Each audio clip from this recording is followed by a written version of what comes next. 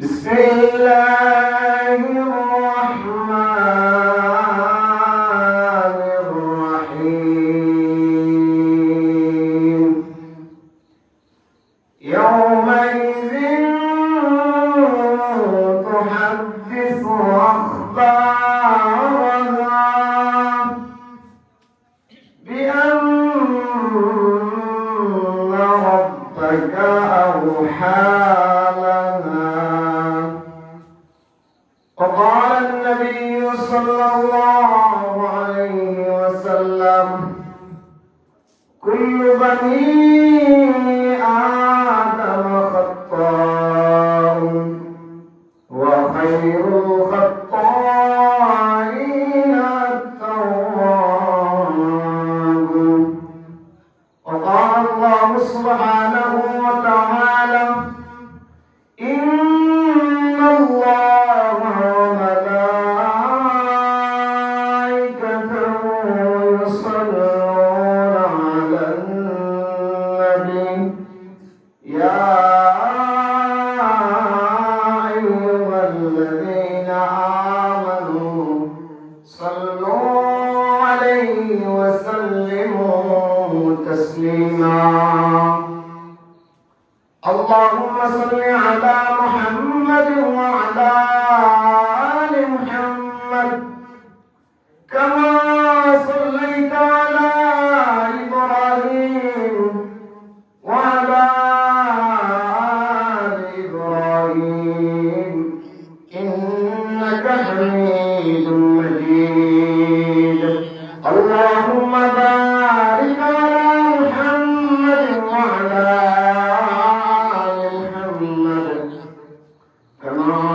باركت على إبراهيم وعلى آل إبراهيم إنك حميد مجيد.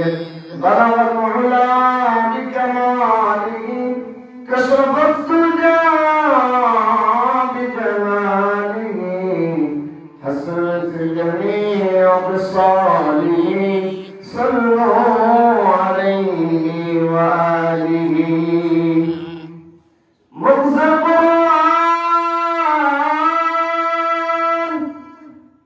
روح الإيمان جان دين استحب رحمة للعالمين. بلغ العلا بجلاله كشف الدجى بجماله حسنت جميع خصاله صلوا عليه وآله. لا إله إلا الله لا إله إلا الله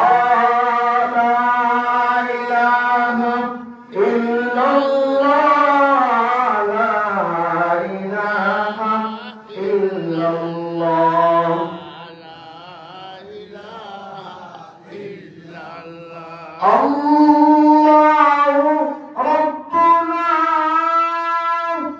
محمد سيدنا. الله ربنا محمد سيدنا. نحن نطيع ما لا إله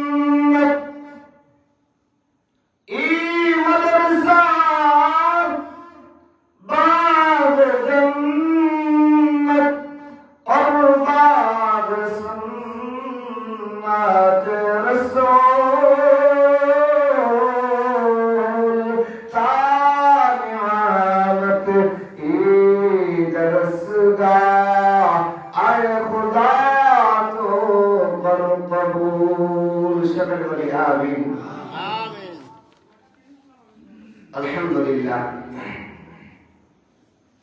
রামজিয়াল জামিয়া নদীবিয়া ইসলামিয়া মাদ্রাসার 15তম বার্ষিক ওয়াজ মাহফিলের বর্তমান অধিবেশনে সম্মানিত সভাপতি সাহেব, উপস্থিত আল্লাহ প্রেমিক, রাসূল প্রেমিক, কোরআন প্রেমিক, হাদিস প্রেমিক, দেশ প্রেমিক, মুরব্বিয়ানে ইলম, সামনে উপস্থিত যুবক ভাই সকল, ছোট্ট ছোট্ট বাচ্চারা, পর্দা অন্তরালে অবস্থানরত আমার শ্রদ্ধেয় সম্মানিত মা ও বোনেরা, প্রথমে আল্লাহ সুবহানাহু ওয়া তাআলার শুকরিয়া আদায় করি যিনি আমাদেরকে আজকে এই আল্লাহ তাআলার দেওয়া বড় এক নিয়ামত, আল্লাহ তাআলাকে যেখানে স্মরণ করা হয়, যে জায়গায় জিকির করা হয়, কোরআন এবং হাদিসের মজমা হয়, এমন একটা নিয়ামত আমাদেরকে দিয়েছেন।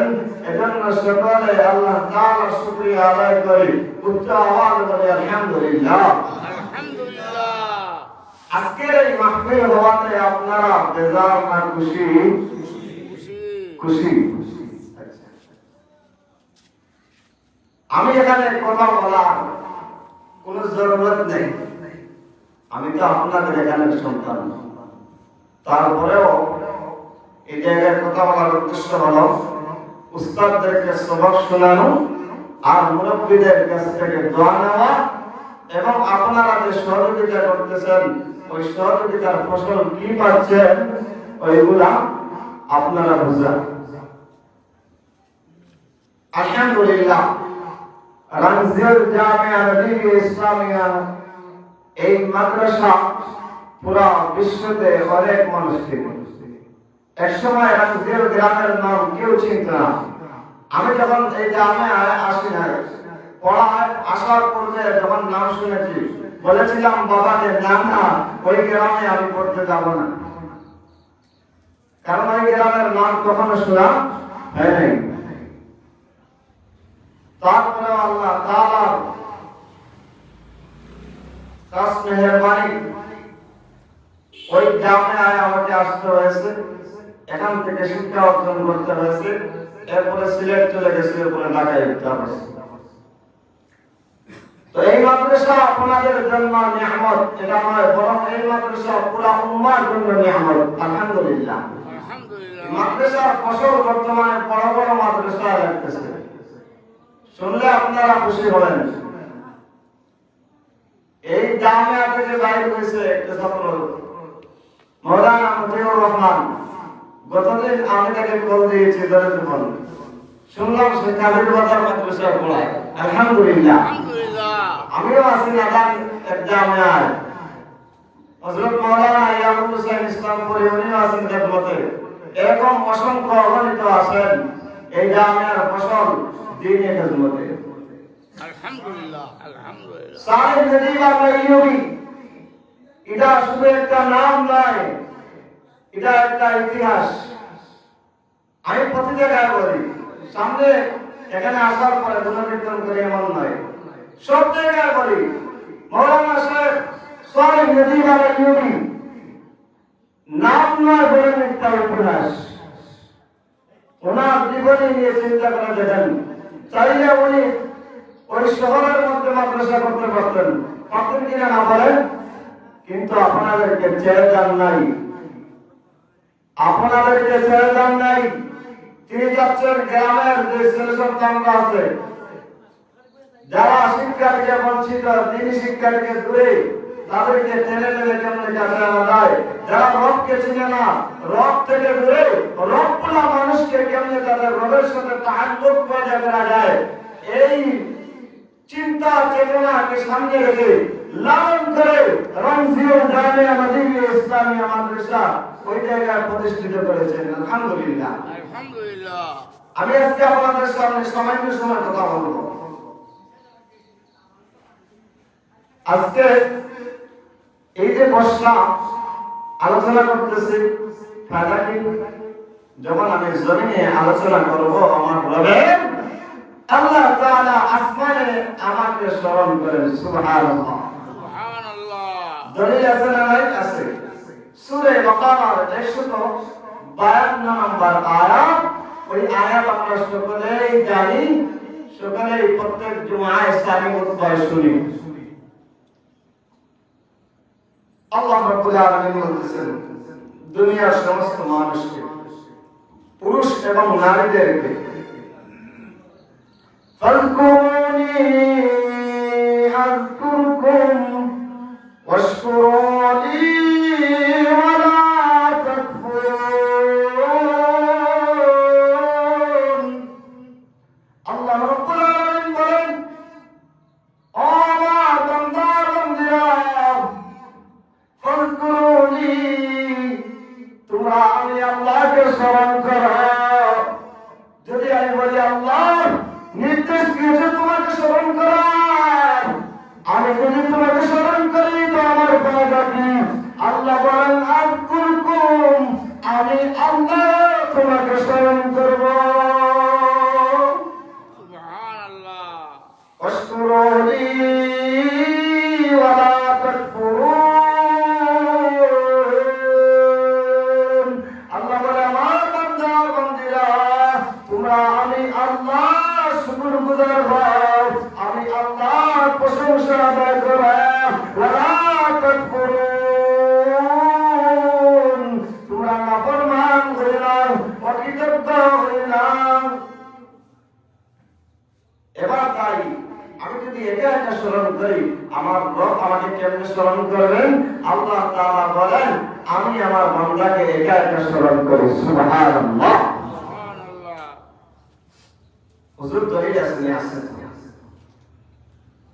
হাদিসের মধ্যে দেখি কি আসছে। সহিহুল বুখারী হাদিস সংখ্যা হলো ৭৪০৫। ওই হাদিসের মধ্যে আসছে, মান যাকারানি ফি নাফসি যাকারতু ফি নাফসি। যদি কোন বান্দা একা একা জমিনে বসে জিকির করে, আল্লাহ তাআলা আসমানে তাকে স্মরণ করেন, তার জিকির করেন। সুবহানাল্লাহ। হুজুর আমরা একা নয়, এখন ওয়াজ মাহফিলের মধ্যে অনেকেই আল্লাহ তাআলার শুকরিয়া আদায় করতেছে, জিকির করতেছে মজমায় একত্রিত হইয়া। এখন আমাদেরকে আল্লাহকে স্মরণ করবেন। আল্লাহ নবী সাল্লাল্লাহু আলাইহি ওয়াসাল্লাম বলেন, বান্দারা যখন জামাত হইয়া একত্রিত হইয়া আল্লাহ তাআলার জিকির করে, আল্লাহ তাআলা উত্তম একটা বাহিনী নিয়া ফেরেশতাদেরকে নিয়ে আসমানে বসে বসে তাদেরকে স্মরণ করেন। ومن ذكرني في ملأ من الناس أطيب منهم وأكثر।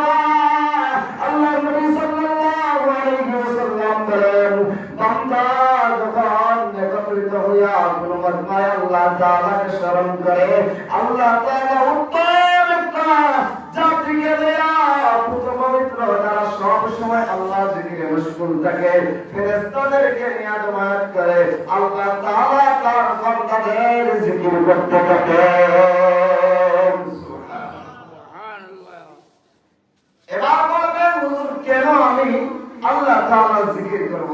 আল্লাহ তাআলা সূরা নাহলের 18 নম্বর আয়াতের মধ্যে বলেন, ইন তাউদ্দু নি'মাতাল্লাহি লা তুহসুহা। বান্দা, তোমাদেরকে আমি আল্লাহ দিয়েছি অসংখ্য অগণিত নিয়ামত, ওই নিয়ামত খাও, নিয়ামত বর্তন করো, নিয়ামত গুলা থেকে ফায়দা হাসিল করো। আর এই নিয়ামত খাওয়ার পরে তোমরা আমি আল্লাহ শুকরিয়া আদায় করো। জেনে রাখো নিয়ামত গুলা তোমাদেরকে এত পরিমাণ দিয়েছি, তোমরা যদি হিসাব করতে থাকো তোমাদের হায়াতের জিন্দেগি শেষ হয়ে যাবে। লা তুহসুহা, আমি আল্লাহ দেওয়া নিয়ামত গুলা গণনা করে শেষ করতে পারবে না।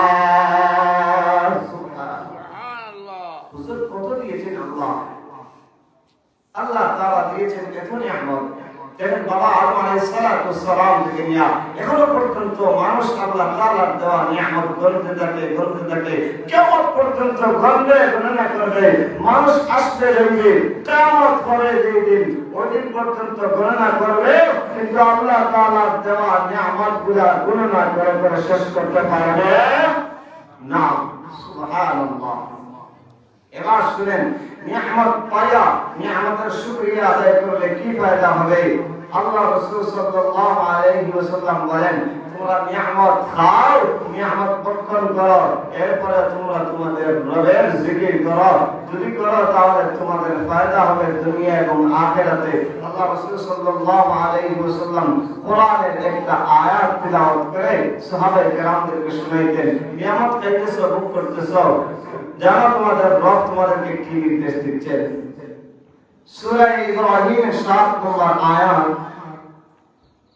আল্লাহ রাসূল সাল্লাল্লাহু আলাইহি ওয়াসাল্লাম সাহাবায়ে কেরামদেরকে শোনাইতেন কি, লাইন শাকারতুম লাযিদান্নাকুম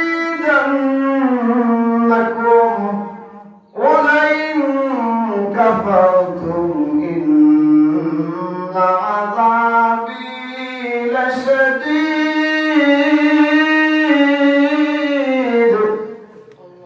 আল্লাহ রাব্বুল আলামিন বলেন, লাইন শাকারতুম লাযিদান্নাকুম, ও আমার বান্দারা, তোমরা আমি আল্লাহর দেওয়া নিয়ামত খাও, নিয়ামতের শুকরিয়া আদায় করো, কীর্তন করো। যদি তোমরা নিয়ামত খাওয়ার পরে শুকরিয়া আদায় করো, তাহলে আমি আল্লাহ তোমাদের নিয়ামতকে বৃদ্ধি করে দেব। সুবহানাল্লাহ। ওয়ালাইন কাফারতুম, আর যদি তোমরা কুফরি করো, অস্বীকার করো, নাফরমানিতে লিপ্ত হও, ইন্না আযাবি লাশাদীদ, আমি আল্লাহ তোমাদেরকে কঠিন আযাবে বেষ্টিত করে রাখবো। তাহলে আজকের এই মজমা আমার জন্য নিয়ামত না গজব? নিয়ামত। আজকের এই মজমা, এই ওয়াজ মাহফিল, এটা আমার জন্য নিয়ামত না গজব? নিয়ামত। নিয়ামত। এখন যারা আমরা আসতে পেরেছি, আমরা ভাগ্যবান না হতভাগা? ভাগ্যবান। বলেন ভাগ্যবান না ভয় পাচ্ছেন? আল্লাহু আকবার কাবীরা। মানুষ গুনার কাজে অসংখ্য অবহিত হয়, ভালো কাজে কম হয়। কারণ আল্লাহ তাআলা যাকে কবুল করেন তাকে ভালো কাজ করার তৌফিক দেন, আল্লাহ তাআলা যাকে কবুল করেন না তাকে ভালো কাজে আনেন না।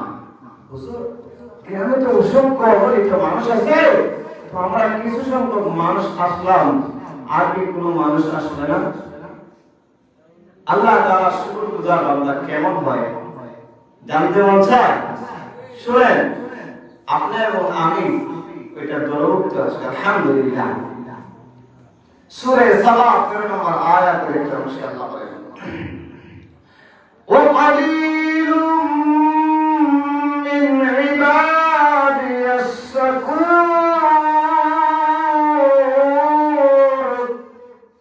আল্লাহ সুবহানাহু ওয়া তাআলা বলেন, দুনিয়ার মানুষেরা শুনে রাখো, শুকরগুজার বান্দা হয় অতি অল্প সংখ্যক। কেমন কেমন?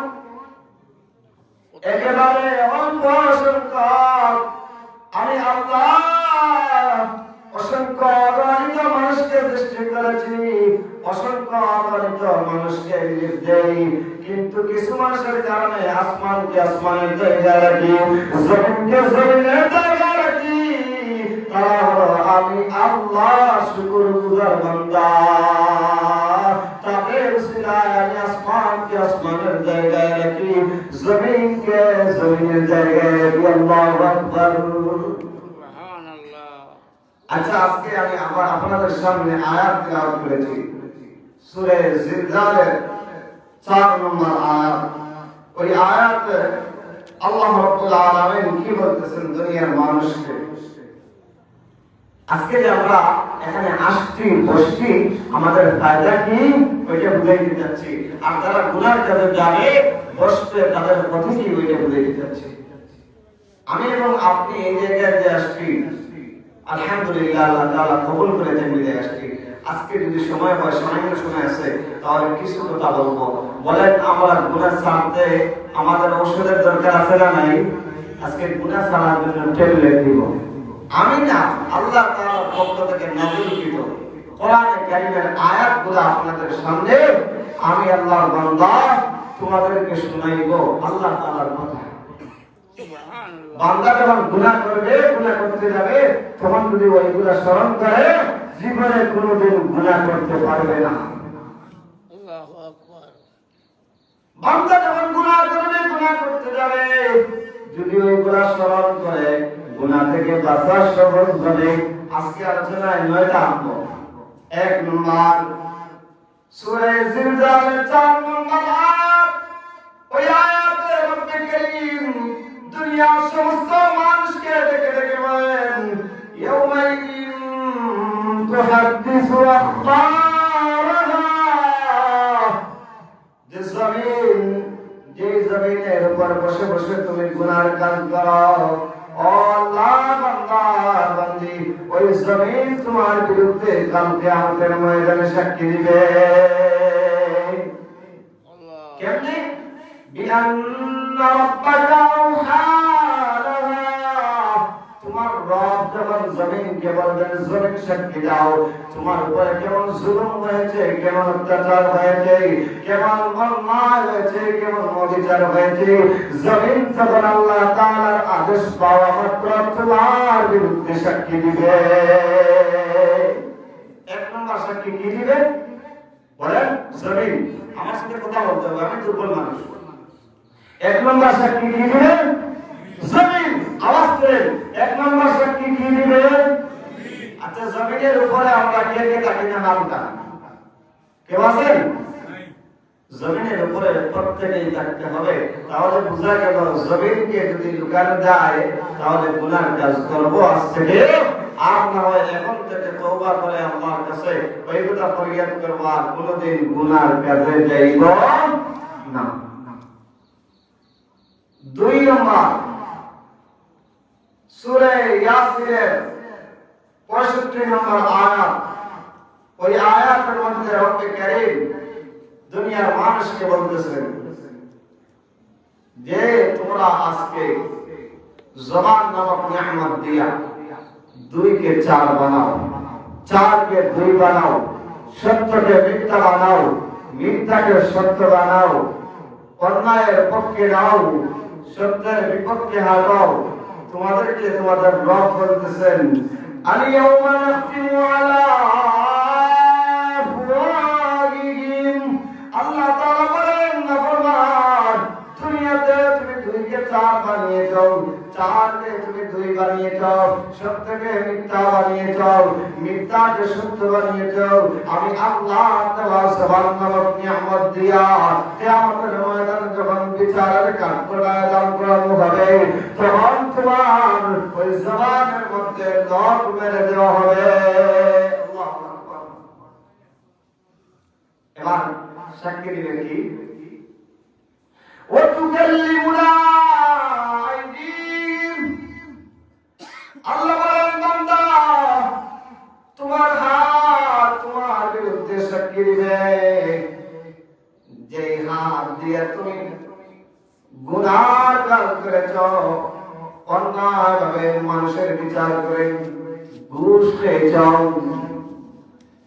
মানুষকে কিছু টাকা দিয়েছিলে সুদে, বাড়তি টাকা হাত দিয়ে নিয়েছো, কলমের কুচায় মানুষের কাছ থেকে তুমি মামলা ঘুরাইয়া টাকা পয়সা নিয়েছো।